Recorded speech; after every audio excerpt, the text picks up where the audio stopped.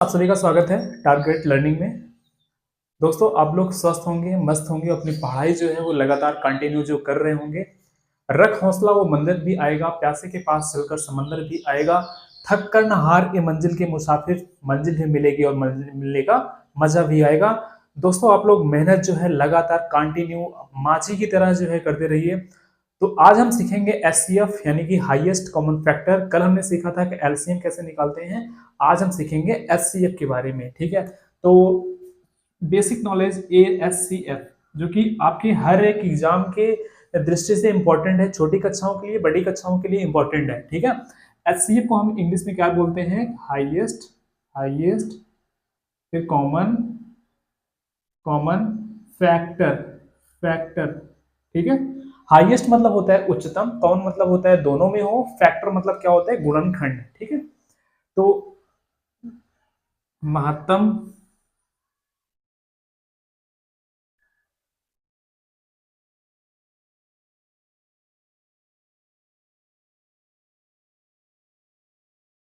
महत्तम समापवर्तक। महत्तम का मतलब होता है कि हाईएस्ट हो, सम का मतलब क्या होता है? बराबर हो, अपवर्तक का मतलब होता है कि इसका फैक्टर यानी कि इसका गुणनखंड कितना, इसका कितना हो। ठीक है, तो महत्तम का मतलब होता है बड़ा, सम का मतलब होता है दोनों में, यानी कि सम मतलब कि दोनों में हो।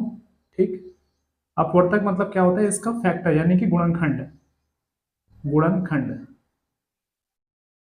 अब हम गुणनखंड की बात करते हैं हम, कि ऐसी संख्या जो उस संख्या से पूर्णतः क्या हो, विभाजित हो जाए, उसे क्या बोलेंगे? हम गुणनखंड बोलेंगे। जैसे मान लेते हैं कि 3 का गुणनखंड क्या होगा? ये 1 से कटेगा और किससे कटेगा? 3 से कटेगा। अगर हम 6 की बात करें, वो 1 से भी कटेगा, 2 से भी कटेगा, 3 से भी कटेगा और किससे कटेगा? 6 से कटेगा। ठीक है, 3 का मान लेते हैं कि 1 से कटेगा, 3 से कटेगा। 6 का मान लेते हैं कि 1 से कटेगा, 2 से कटेगा और 3 से कटेगा और 6 से कटेगा। ठीक है, अब बात आती है यहाँ पे कि हाईएस्ट कॉमन फैक्टर इसमें कौन कौन सा है। तो दोनों का एचसीएफ अगर हम निकालेंगे, एचसीएफ निकालेंगे, एचसीएफ इसमें भी 3 है, इसमें भी 3 है, एचसीएफ कितना हो जाएगा? 3 इसमें हो जाएगा। ठीक है, आइए हम देख लेते हैं और छोटा सा, 8 और 24, इसका इसका फैक्टर निकालते हैं। इसका फैक्टर क्या होता है? 1 से भी कैंसिल हो जाएगा, ये 2 से भी कैंसिल हो जाएगा और 4 से भी हो जाएगा और 8 से भी हो जाएगा। इसका देख लेते हैं, 1 से हो जाएगा, 2 से हो जाएगा, 4 से हो जाएगा, 6 से हो जाएगा, इसके बाद 8 से हो जाएगा, इसके बाद 12 से हो जाएगा, इसके बाद कितने? 24 से होगा। अब इसमें क्या निकालना है कि ऐसा फैक्टर हो जो दोनों में हो और क्या हो? बड़ा भी हो। एक ऐसा फैक्टर जो दोनों में हो, जो दोनों में हो और क्या हो? यानी कि बड़ा हो, यानी कि 8। इसका एचसीएफ कितना हो गया? 8 हो गया। ठीक है, तो इस फैक्टर का मतलब क्या हो गया कि ऐसी संख्याएं जो दी हुई संख्याओं से, ऐसी संख्या जो दी हुई संख्याओं से पूर्णतः विभाजित हो जाए, उसे हम क्या बोलेंगे? हम अपवर्तक बोलते हैं। ठीक है, तो हम निकालते हैं कि एचसीएफ निकालने की विधि कितनी होती है। एचसीएफ निकालने की विधि, एचसीएफ निकालने की, निकालने की विधि। पहली विधि जो होती है वो अभाज्य गुणनखंड विधि होती है। दूसरी विधि होती है भाग विधि होती है। तीसरी विधि होती है भाग की एक सेकंड विधि होती है, भाग की जो है दूसरी विधि होती है। चौथी विधि जो होती है वो अंतर, दोनों को अंतर निकालते हैं तो उसमें कुछ ट्रिक लगाते हैं। ठीक है, अंतर विधि होती है। ठीक है दोस्तों, तो हम सबसे पहले सीखेंगे कि अभाज्य गुणनखंड विधि सीखेंगे। ठीक है, अभाज्य गुणनखंड विधि सीखेंगे। सबसे पहले दिए हुए संख्याओं का अभाज्य गुणनखंड निकाल लेंगे। इसके बाद हम एचसीएफ निकालेंगे। ठीक है, तो आइए हम देख लेते हैं छोटा छोटा। सबसे पहले 24 और 32 का एचसीएफ क्या होगा? एचसीएफ क्या होगा? ठीक है, सबसे पहले 24 को आप तोड़ोगे, आप 2 दूनी 4 दूनी 8 तिहाई 24। इसको क्या लिख सकते हो? 2 की घात 3 इंटू 3 की पावर क्या लिख सकते हो? 1 लिख सकते हो। ठीक है, इसके बाद 32 को क्या लिख सकते हो? 2 दूनी 4 दूनी 8 दूनी 16 दूनी 32, यानी कि 2 की घात कितनी? 5 गुणे, बस इतना ही है। इसके बाद इसका एचसीएफ निकालोगे आप, इसका एचसीएफ निकालोगे। एचसीएफ क्या होता है कि दोनों में हो, कॉमन भी हो। ठीक है, तो यहाँ पे देखो, यहाँ पे 2 की पावर 3 यहाँ पे है, 2 की पावर यहाँ 5 यहाँ पे है, दोनों में कॉमन क्या है? 2 की पावर 3, 2 की पावर 3, यानी कि 5 तो कॉमन नहीं है। एलसीएम में हम एक्स्ट्रा ले रहे थे, लेकिन इसमें हम नहीं लेंगे। इसका मतलब एचसीएफ कितना हो गया? 8 हो गया। ठीक है, और छोटा सा देख लेते हैं हम सवाल।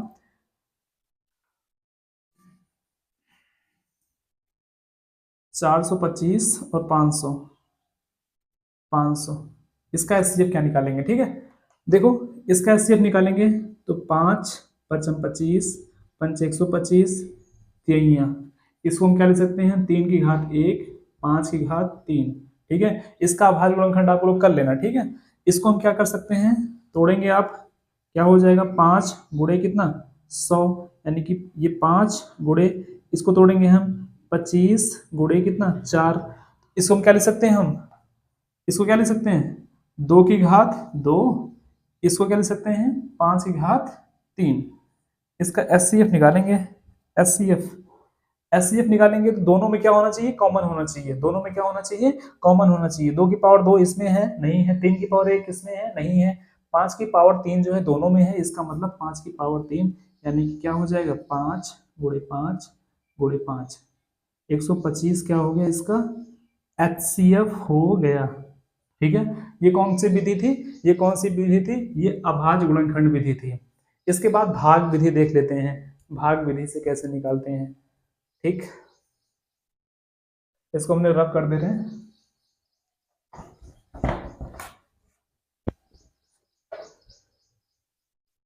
भाग विधि से देखते हैं 24 और 32 का एचसीएफ।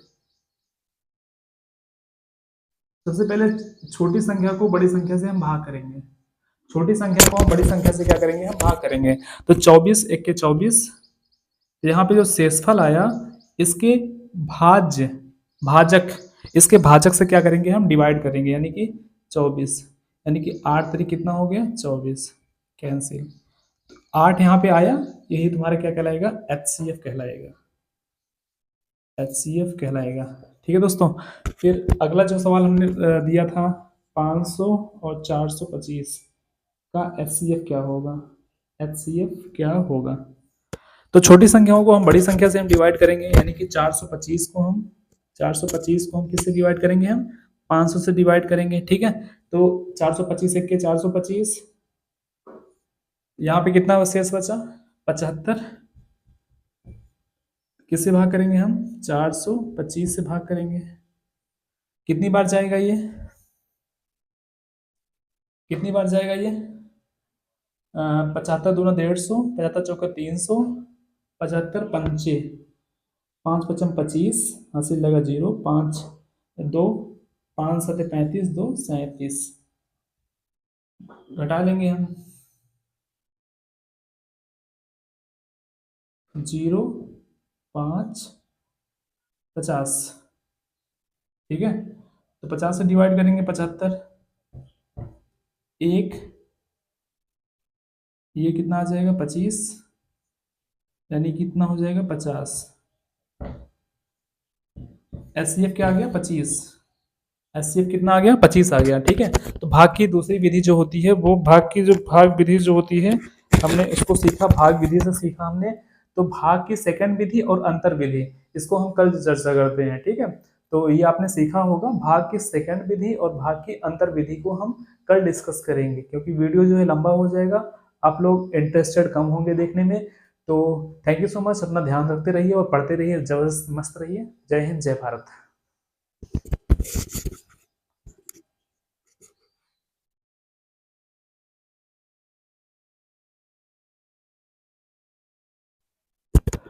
तो हम डिस्कस कर लेते हैं, कल छोड़ देते हैं, तो डिस्कस कर लेते हैं भाग की जो सेकंड विधि होती है वो कैसे करते हैं। ठीक है, भाग की सेकंड विधि कैसे करते हैं? जैसे मान लेते हैं 25 हो गया, 75 हो गया और 125 हो गया, इसका हम एचसीएफ कैसे निकालेंगे? ये भाग की सेकंड विधि है। ठीक है, सबसे पहले एक ऐसा नंबर लेंगे जो तीनों से कट जाए, यानी कि 5 लेंगे, 5 पचम 25, ये हो जाएगा 25, ये हो जाएगा 25, ये 15 हो जाएगा। ठीक, 15 हो जाएगा।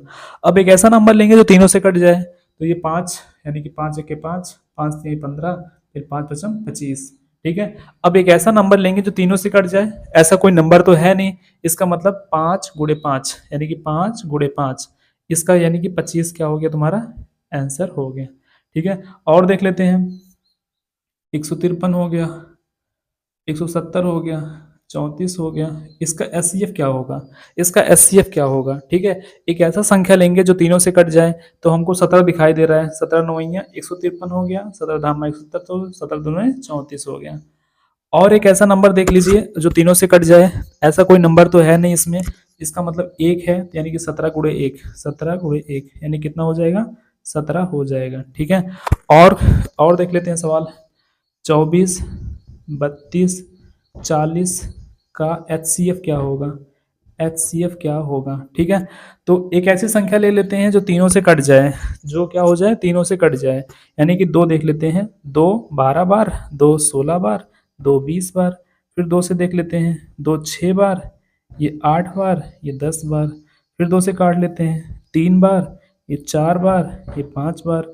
अब देखो कोई भी संख्या ऐसी नहीं है जो तीनों से कट जाए, इसका मतलब 2 दूनी 4 दूनी 8, यानी कि एचसीएफ कितना हो गया, एचसीएफ कितना हो गया 8 हो गया, एचसीएफ कितना हो गया 8 हो गया। ठीक है, ये भाग की दूसरी विधि थी। अब देख लेते हैं अंतर विधि, अंतर विधि से हम कैसे निकालते हैं, हम एचसीएफ निकालते हैं अंतर विधि से। तो आपको समझ में आ रहा होगा, आप जो है कॉन्सेप्ट सीख रहे होंगे। तो अंतर विधि कैसे निकालते हैं, अंतर विधि आप देख लीजिए। अब कोई भी संख्या अगर होती है, जैसे मान लेते हैं कि 24, 32 और 40, दो छोटी संख्याओं का अंतर हम ले लेंगे। ठीक है, इसका अंतर ले लेंगे, तो यहाँ पे कितना आया 8। अब हम चेक करेंगे कि 8 जो है इससे कट जा रहा है कि नहीं, 8 जो है इसको विभाजित कर रहा है, यस विभाजित कर रहा है।